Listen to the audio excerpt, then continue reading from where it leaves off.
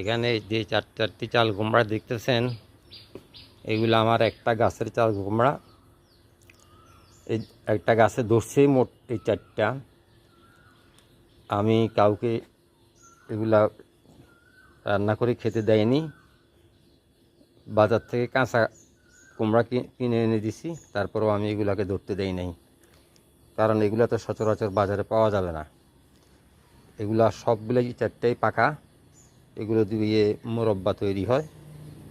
হ্যাঁ, যেটা আমার সবচেয়ে বেশি পছন্দের। হ্যাঁ, আমার নাতিরও সবচেয়ে পছন্দের, সেও পছন্দ করে।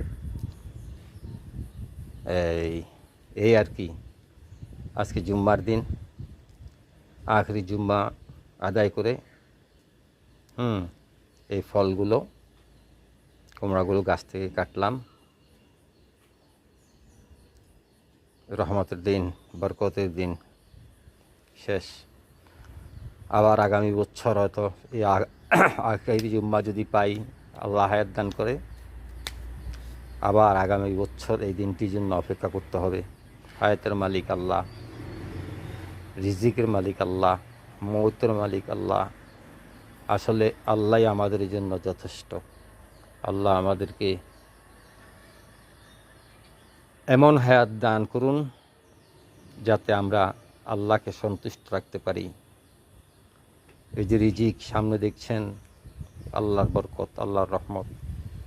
প্রতিটি জিনিসের সাথে আল্লাহর সম্পর্ক, প্রতিটি বস্তুর সাথে আল্লাহর সম্পর্ক। আল্লাহ মহামান্বিত,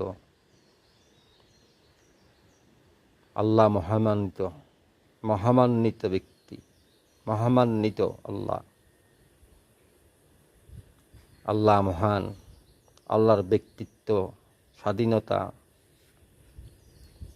মহামান্বিত, গৌরবান্বিত, অহংকার, সমস্ত কিছু একমাত্র আল্লাহরই সাজে, যিনি আমাদের সৃষ্টি করেছেন।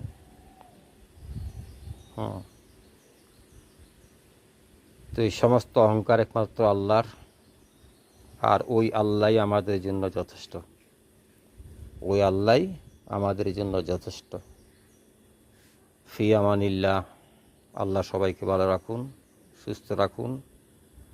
ঈদের অগ্রিম শুভেচ্ছা, সালাম এবং অভিনন্দন।